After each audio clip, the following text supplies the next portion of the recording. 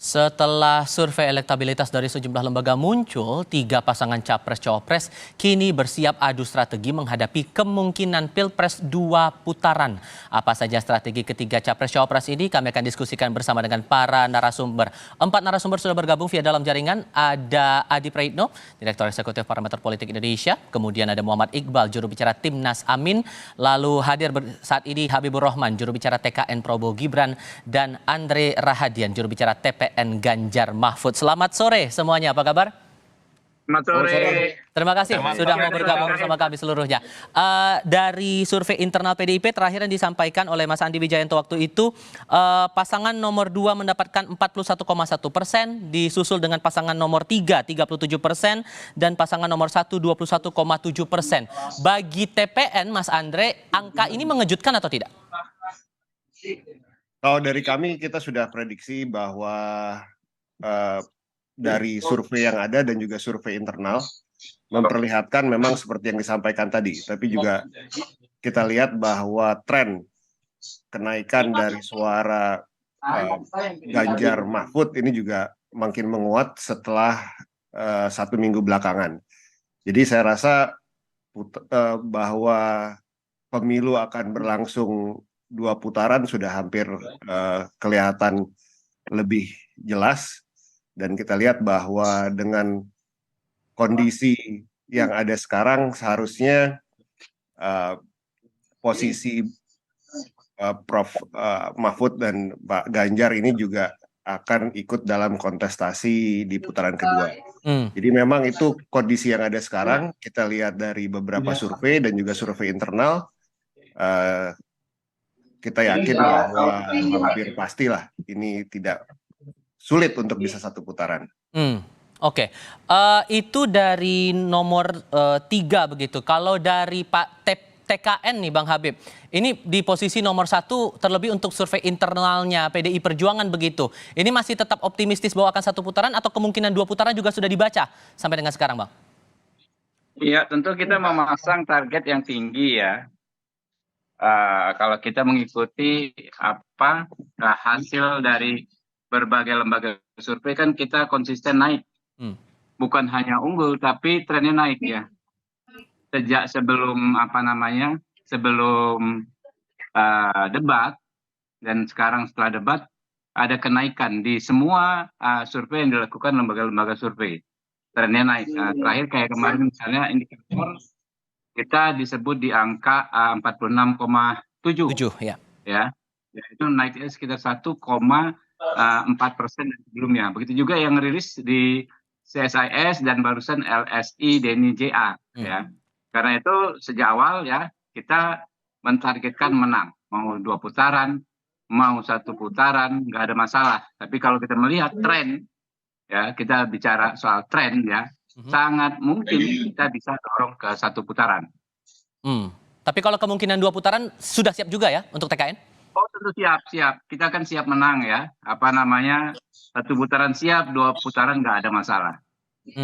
Oke. Kalau dari Timnas Amin nih Mas Iqbal, ini posisi 21,7%, membaca trennya dan melihat sigi dari beberapa lembaga survei, ini meresponnya gimana? Yang jelas pemilu itu masih akan berlangsung kurang lebih 1 bulan lagi, 1,5 bulan lagi ya. Jadi tidak ada framing bahwa siapa yang menang ya, bahwa ini hanyalah bagian dari pengukuran yang dilakukan oleh berbagai lembaga. Karena kita tahu survei ini kan sudah menjadi industri dalam politik. Sehingga memang kami melihat bahwa survei ini hanya menjadi sebuah indikator, alat ukur, gambaran ya. Karena di survei terakhir CSIS dan Indo Research Center juga menempatkan Amin di urutan kedua. Walaupun di survei lain Amin itu urutan ketiga. Tapi kami melihat pasca debat pertama memang suara ini terus naik, bahkan sudah ada yang ngasih 28%. Dan ini kan ada 4 faktor lagi yang mempengaruhi. Yang pertama swing voters, yang kedua adalah margin error, yang ketiga adalah blunder dari pasangan nantinya yang ada blunder, dan terakhir adalah yang belum menjawab. Nah, kita jangan membaca survei ini, jangan mengatakan kalau hari ini kita 40%, lalu pastinya segitu, karena pertanyaannya adalah berapa orang yang belum menjawab, margin errornya berapa. ya. Dan ini tentu saja semua partai, semua pasangan masih memiliki peluang yang sama, termasuk peluang satu putaran. Nah, Yang mungkin bisa dimenangkan bukan saja pasangan 02, bisa 01, bisa 03. Jadi tapi kalau Timnas jangan Amin menganggap sendiri bahwa pemilu meyakini itu- bahwa nanti akan berjalan 2 putaran atau cukup 1 putaran? Ya, kami negasinya bahwa skenario ini persis seperti yang terjadi ketika Pilgub DKI Jakarta, di mana Anies ketika itu hanya urutan ketiga, lalu akhirnya bisa masuk putaran kedua dan akhirnya memenangkan pemilu. Oke. Jadi kami menganggap bahwa skenario kami adalah Anies tidak tinggi-tinggi banget, 35% maksimal, ya Oke. 32-35. Tapi target kami adalah bagaimana bisa masuk putaran kedua. Oke, Mas Adi, Anda melihat tren dari pergerakan survei dari waktu ke waktu sudah jelas bahwa nanti Pilpres akan berjalan 2 putaran menurut Anda? Dan apa indikatornya? Mas Tifal, secara prinsip kita harus memaknai survei itu adalah bagian dari partisipasi politik rakyat. Dan survei itu bukan hasil akhir dari keputusan yang secara definitif bisa diklaim sebagai bagian dari siapa kontestan yang kemudian memenangkan pertarungan. Itu yang seringkali agak sedikit salah dibaca oleh publik. Seakan-akan kalau diunggul di survei dialah yang akan kemudian menjadi presiden. Kalau kalah di survei seakan-akan dia kalah dalam kompetisi. Survei sekali lagi hanya sebatas alat ukur kondisi politik terkini yang saya kira memang dinamisasi turun naiknya elektabilitas sang capres dan pasangan cawapres itu seringkali muncul secara signifikan. Nah yang kedua, kalau soal bicara 1 putaran ataupun 2 putaran ini agak sensitif. Kalau kemudian saya bilang sangat mungkin 1 putaran, ini akan dituduh sebagai pihak yang pro dengan nomor 2. Karena memang nomor 2 ini kalau kita bicara belakangan memang begitu yakin akan memenangkan pertarungan hanya 1 putaran. Tapi kalau kemudian saya bicara sangat mungkin terjadi 2 putaran, dituduh sebagai orang yang pro dengan nomor 1 dan nomor 3. Jadi memang agak sensitif Tricky ya? sebenarnya. Iya, sangat tricky. Tapi satu hal yang ingin saya katakan, untuk memenangkan Pilpres 1 putaran itu kan syaratnya 2. Pertama, harus mendapatkan suara 50% plus sekian, berapapun sekiannya itu lebih dari 50%. Yang kedua, kalau kita mengajukan undang-undang pemilu, harus ya memenangkan atau mendapatkan 20% dari jumlah minimal pemilih di separuh jumlah provinsi di seluruh Indonesia. Artinya apa? Kalau kita punya 38 provinsi, maka kurang lebih sekitar 19 ataupun 20 provinsi, sang capres yang menang 50% plus sekian ini minimal mendapatkan suara 20%. Tapi kalau sampai tidak sekarang dalam mendapatkan- data-data survei tidak ada yang mendapatkan 50% per satu tuh faktornya karena apa itu? Ya memang ini satu. Pertama karena swing voter ya. Yang kedua adalah soal undecided voter. Ini kan belakangan agak sedikit tumbuh dan bertambah seiring dengan dinamika politik yang terus berkembang. Terutama mereka setelah melihat debat capres dan cawapres yang sudah berjalan selama 2 kali ini. Antara undecided dan swing voter inilah kemudian yang dibaca oleh publik agak rumit sebenarnya membaca Pilpres itu apakah 1 putaran atau 2 putaran. Karena undecided ataupun swing ini yang suatu waktu akan menentukan pilihan politik. Swing ataupun undecided, dia bisa berkelompok dan menyatukan pilihan politiknya untuk mendukung pihak nomor 2 untuk menang 1 putaran misalnya. Atau dia justru sebaliknya, suaranya akan terbelah ke kubu 1 dan nomor 3 untuk memasuki putaran yang kedua. Oke. Ini kalau kita membaca secara rata-rata itu Mas yang saya tangkap. Oke, maka kemudian gimana cara dari 3 pasang calon ini untuk mendapatkan perhatian, atensi, dan suara dari para undecided voters dan juga swing voters ini? Nanti saya akan beri giliran ke Mas Iqbal dulu, baru kita akan susul ke pasangan 2 dan pasangan 3. Tetap bersama kami, saudara, di Kompas Otak. PR besarnya adalah mendapatkan suara, atensi dari undecided voters dan juga swing voters, begitu. Kalau dari Timnas Amin sendiri, Mas Iqbal, pendekatan apa yang mungkin bakal diterapkan nanti untuk mendapatkan atensi mereka? Jadi memang kami diuntungkan dengan adanya 3 sesi debat lagi, karena memang dari berbagai lembaga survei bahwa kami ini selalu menang dalam konteks debat. Ya, dan kami meyakini bahwa boleh diulang Mas Iqbal, kurang jelas terdengar, boleh diulang? Ya, kami meyakini bahwa pemilih itu sangat berpengaruh terhadap momen debat. Dan debat ini menjadi salah satu poin kunci dari Mas Anies. Karena dalam berbagai program desak Anies yang kami lakukan di berbagai daerah, justru debat-debat ini yang viral. Ya, kemampuan dia menjawab, kemampuan dia memahami permasalahan, itu menjadi salah satu kunci yang kami yakini bisa mendongkrak suara Mas Anies. ya, dan Muhaimin. Hmm. Jadi momen debat lagi ini menjadi salah satu poin penting bagi kami, dan kami meyakini debat ini berpengaruh. Bisa jadi orang-orang yang tidak memilih hari ini belum memutuskan, orang atau swing voter itu adalah mereka menunggu sampai debat terakhir. Dan debat ini adalah salah satu momen bagaimana pasangan Amin bisa leading di dalam isu-isu kerakyatan. Oke, kalau dikira-kira nih dari Timnas Amin sendiri, apabila kemungkinan 2 putaran itu akan terjadi, kemungkinannya Amin bakal melawan siapa nih? Ya, kita tidak bisa memastikan, tetapi kami biar saja nanti rakyat yang akan memutuskan. Kami tidak bisa jumawa, tidak berani juga terlalu percaya diri, tetapi kami meyakini bahwa Amin ini sudah punya track record. Nah, dan kemenangan itu peroleh dengan cara yang hampir sama seperti saat ini. Selalu dinomor-tigakan, selalu dianggap remeh, tetapi pada faktanya ketika Pilgub DKI, Mas Anies bisa menang dalam pemilu. Jadi sudah pernah mengalami ini. Kalau TKN, PD-nya nih kalau setelah membaca pola, membaca pergerakan manuver yang ada sekarang, kalaupun 2 putaran terjadi, kira-kira Pak Prabowo bakal lawan siapa nanti di putaran kedua, Bang Habib? Ya, jadi saya ingin menggambarkan bahwa dengan simulasi 3 paslon, ya, semua lembaga survei saat ini termasuk lembaga survei paslon nomor urut 3 mengunggulkan kami, ya, simulasi 3 paslon. Nah, lalu kalau artinya kan hampir dapat dipastikan dengan tidak bermaksud takabur kalau lolos ke putaran kedua, insya Allah kami yang paling aman. Ya kan? Lalu hampir semua lembaga survei kemudian membuat simulasi 2 paslon di putaran kedua. Ya. Semuanya juga, ya, setahu saya ya, semuanya mengunggulkan kami. Apakah kami berhadapan dengan paslon nomor urut 1 atau nomor urut 3, ya. Kalau di surveinya Pak Burhanuddin itu kita di angka 58%. Kalau berhadapan dengan Pak Ganjar kita di angka 58%. Berhadapan dengan Mas Anies tetap juga di angka 58. Nah, artinya mau 1 putaran atau 2 putaran, insya Allah kami confidence kami akan menang. Oke. Nah, ini kami yang akan kami lakukan saat ini ya, komunikasi kami dengan grassroots, dengan rakyat. Rakyat itu kan nggak bisa diklaim oleh siapapun, oleh kekuatan politik apapun, oleh partai apapun. Kami ingin berkomunikasi dengan 58 kurang 46 ya, itu ada 12% orang ya yang saat ini yakin ingin memilih Pak Anies, tetapi mencadangkan hatinya untuk memilih Pak Prabowo di putaran kedua.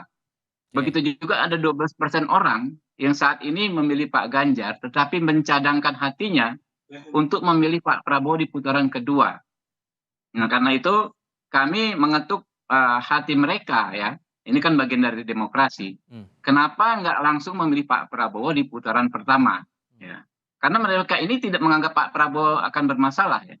Jadi orang yang bisa menerima Pak Prabowo, tetapi baru akan memilih di putaran kedua. Ya. Kalau begitu, kenapa nggak di putaran pertama saja? Karena toh mereka akan tetap memilih Pak Prabowo akhirnya gitu loh. Oke. Kalau Dan kemudian kan untuk pendekatan, sorry saya potong. Kalau untuk pendekatan undecided voters atau swing voters ini akan ada pendekatan khusus nggak dari TKN? Ya itu pendekatan bagaimana kita merasionalisasi ini. Jadi kan kalau kita tanpa membaca berkas survei, secara objektif semua pihak tentu bilang kalau 1 putaran tentu banyak positifnya, ya kan. Tetapi ketika kita objektivisme itu kita bandingkan dengan subjektivitas masing-masing, tentu kita bisa berpendapat berbeda-beda. Jadi kita bicara yang objektif dulu. Nah, baru yang rasional dulu. Nah, inilah yang kami sosialisasikan ke grassroots. Grassroots ini kan orang yang tanpa KTA ya, bukan anggota partai, bukan anggota organisasi tertentu, yang masih bisa ya menentukan pilihan berdasarkan hati nuraninya masing-masing. Oke. Kalau dari TPN sendiri Mas Andre, gimana cara merebut hati undecided voters dan swing voters ini? Ya, jadi selain dari debat yang masih ada 3 sesi lagi ke depan, kalau kita lihat dari gerakan Ganjar Mahfud saat ini yang sangat masif di tiap-tiap daerah, kita lihat Mas Ganjar keliling terus di semua daerah di Jawa, luar Jawa, Sulawesi, Sumatera, dengan Prof Mahfud, kita melihat bahwa animo dan pilihan dari masyarakat itu memang masih sangat liquid, dan kita lihat juga bahwa kemenangan atau keuntungan atau keunggulan dari kandidat kami nomor 3 ini adalah kita di setiap daerah, di setiap kunjungan itu bisa memberikan contoh nyata yang sudah dikerjakan oleh Ganjar Mahfud. Oke. Kita yakin bahwa swing voters dan juga pemilih yang mayoritas adalah Gen Z dan millennials ini ingin melihat calon pemimpin yang memberikan bukti. Oke. Dan juga bisa mempunyai program real, dan itu yang kita sudah sampaikan di debat terakhir. Prof Mahfud menyampaikan secara rinci 21 program yang akan disampaikan, dan kami yakin bahwa itu akan menarik dari calon pemilih yang mayoritas adalah pemilih Gen Z dan millennials yang sangat rasional, ditambah lagi dari partai yang terus bekerja juga. Jadi ada dua approach ini, dari kandidat dan juga dari partai yang bergerak bersama. Kalau kemungkinan 2 putaran itu terjadi, PD-nya dari TPN sendiri, Mas Ganjar bakal melawan siapa nih kira-kira? Ya, kalau dari survei yang ada sekarang kelihatannya memang dengan Pak Prabowo, tapi kita masih juga melihat bahwa namanya survei ini kan juga swing votersnya masih tinggi, undecided juga masih tinggi, dan saya mereserve dari TPN sendiri bahwa kita siap berhadapan dengan siapa saja, tapi kita keyakinan bahwa Ganjar Mahfud akan masuk ke dalam 2 putaran itu masih tinggi sampai saat ini. Mas Adi, membaca pergerakan yang ada sekarang, dinamika yang ada sekarang, apakah sudah terbaca kira-kira putaran kedua akan siapa lawan siapa, atau semuanya masih punya peluang dari 3 pasangan calon ini? Kalau bicara tentang 2 putaran, yang kalau kita melihat beberapa indikasi survei yang dirilis secara terbuka ya, memang bisa dipastikan Pak Prabowo dan Gibran itu lolos, Mas ya. Yang kedua itu yang memang menarik adalah nomor 3 dan nomor 1. Ini kan selisih antara paslon ini kan semakin tipis. Kalau dulu kan sangat jauh. Itu artinya antara Pak Ganjar dan Pak Anies ini sangat mungkin akan lolos di putaran kedua. Oleh karena itu, PR terbesar dari 02 itu sebenarnya adalah untuk menang 1 putaran. Kalau hanya berpikir misalnya unggul dari yang lain, ya tentu sudah sangat unggul. Kalau kita membaca angka-angka statistik, PR terbesarnya bagaimana menuntaskan keunggulan ini menjadi 1 putaran yang menurut saya syaratnya 2 itu. Nah, PR untuk nomor 1 dan nomor urut 3 adalah bagaimana memantapkan langkah di putaran kedua, andai tak ada yang memenangkan 1 putaran. Apa kuncinya? Sederhana, konsolidasi di udara dan konsolidasi di darat. Ini yang kemudian menjadi kunci sebenarnya di sisa kampanye kurang lebih sekitar 1,5 bulan ke depan. Apa salah satu konsolidasi di udara? Ya tentu di media sosial itu tidak bisa dinafikan, karena memang pemilih kita saat ini, terutama kelompok-kelompok pemilih muda itu adalah mereka yang terkonfirmasi menjadikan pilihan dan preferensi politiknya adalah melalui dunia maya.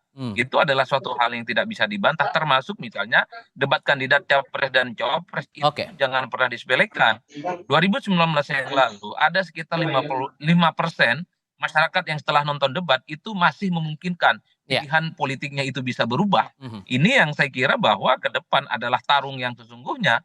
Apakah gerakan darat itu terkonsolidasi dan terukur untuk memenangkan dan meningkatkan elektabilitas, sambil lalu tentu saja bagaimana membangun narasi-narasi dan diskursus yang meyakinkan para pemilih. Itu yang pastinya akan dipertarungkan oleh ketiga calon ini. 40 harian lagi masih ada waktu untuk ketiga pasangan calon untuk memperebutkan hati para pemilih untuk Pilpres 2024 nanti.